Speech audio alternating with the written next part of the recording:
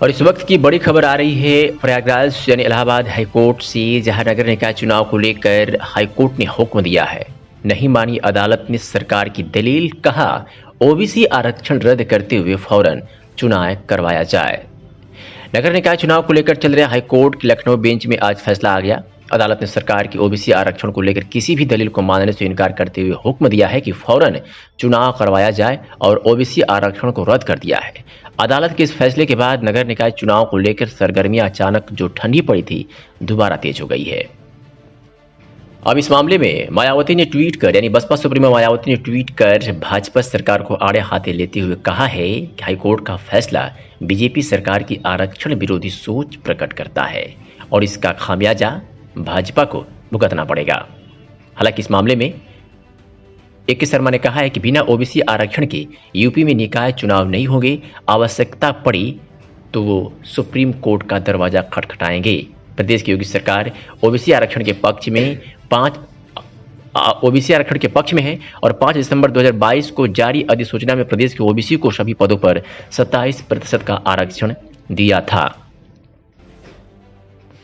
CM योगी ने भी कहा है कि जरूरत पड़ी तो वो भी सुप्रीम कोर्ट जाएंगे। इलाहाबाद हाईकोर्ट की लखनऊ बेंच की ओर से ओबीसी आरक्षण को रद्द किए जाने के फैसले पर मुख्यमंत्री योगी आदित्यनाथ ने कहा कि प्रदेश सरकार नगरीय निकाय सामान्य निर्वाचन के परिप्रेक्ष्य में आयोग गठित कर ट्रिपल टेस्ट के आधार पर अन्य पिछड़ा वर्ग के नागरिकों को आरक्षण की सुविधा उपलब्ध कराएगी। इसके बाद ही नगरीय निकाय सामान्य निर्वाचन को संपन्न कराया जाएगा। यदि आवश्यक हुआ तो राज्य सरकार हाईकोर्ट के फैसले को देखते हुए तमाम कानूनी पहलुओं पर विचार करके सुप्रीम कोर्ट में अपील भी करेगी। तो वहीं उत्तर प्रदेश के पूर्व मुख्यमंत्री और सपा प्रमुख अखिलेश यादव ने कहा है कि इलाहाबाद हाईकोर्ट के फैसले पर निराशा जताते हुए कहा है कि आज आरक्षण विरोधी बीजेपी निकाय चुनाव में ओबीसी आरक्षण के विषय पर घड़ियाली सहानुभूति दिखा रही है। आज बीजेपी ने पिछड़ों के आरक्षण का हक छीना है, कल बीजेपी बाबा साहब द्वारा दिए गए दलितों का आरक्षण भी छीन लेगी। उन्होंने कहा कि आरक्षण को बचाने की लड़ाई में पिछड़ों और दलितों से सपा का साथ देने की अपील है। सूत्रों के हवाले से खबर भी आ रही है कि उत्तर प्रदेश में निकाय चुनाव को लेकर इलाहाबाद हाईकोर्ट के लखनऊ बेंच के फैसले के बाद आज शाम मुख्यमंत्री योगी आदित्यनाथ बैठक कर सकते हैं, जिसमें आगे की रणनीति पर फैसला लिया जाएगा। लखनऊ बेंच के फैसले के बाद आज शाम मुख्यमंत्री योगी आदित्यनाथ बैठक कर सकते हैं, जिसमें आगे की रणनीति पर फैसला लिया जाएगा। माना जा रहा है कि हाईकोर्ट के फैसले को सरकार सुप्रीम कोर्ट में चुनौती दे सकती है। तो वहीं रामगोपाल यादव ने कहा है कि इलाहाबाद हाईकोर्ट की लखनऊ बेंच ने आज निकाय चुनाव में ओबीसी आरक्षण को रद्द कर दिया है। कोर्ट के फैसले के बाद सपा नेता प्रोफेसर रामगोपाल यादव ने ट्वीट के जरिए राज्य की योगी आदित्यनाथ सरकार पर हमला बोला है। उन्होंने कहा कि निकाय चुनाव में ओबीसी का आरक्षण खत्म करने का फैसला दुर्भाग्यपूर्ण है। यह उत्तर प्रदेश सरकार की साजिश है। फैक्ट्स कोर्ट के समक्ष जानबूझकर प्रस्तुत नहीं किए गए हैं।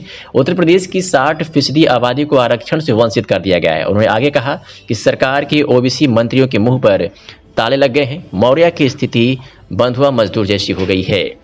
तो वहीं शिवसेना नेता आदित्य ठाकरे ने कहा है कि पहले दिन सीएम का घोटाला आया, फिर अब्दुल सत्तार का, आज उदय सामंत का हो या संजय राठौर का, हर दिन एक नए गद्दार का घोटाला सामने आ रहा है।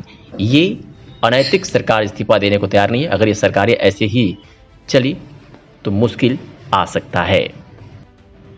इलाहाबाद हाईकोर्ट की लखनऊ बेंच ने बड़ा फैसला सुनाते हुए निकाय चुनाव में ओबीसी आरक्षण को रद्द कर दिया है। अब यूपी सरकार ने इस फैसले के खिलाफ सुप्रीम कोर्ट जाने की तैयारी कर ली है।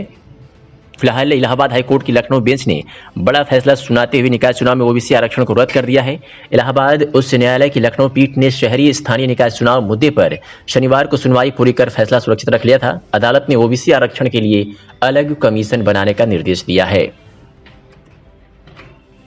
फिलहाल तमाम पार्टियों के नेता, राजनेता इस हाईकोर्ट के फैसले को लेकर के अपनी अपनी टिप्पणी कर रहे हैं, लेकिन अब हाईकोर्ट का फिर क्या आदेश आता है और नगर निकाय चुनाव किस आधार पे होंगे, ये तो आने वाला समय ही बताएगा। लेकिन आपकी क्या प्रतिक्रिया है, कमेंट सेक्शन में जरूर बताएं।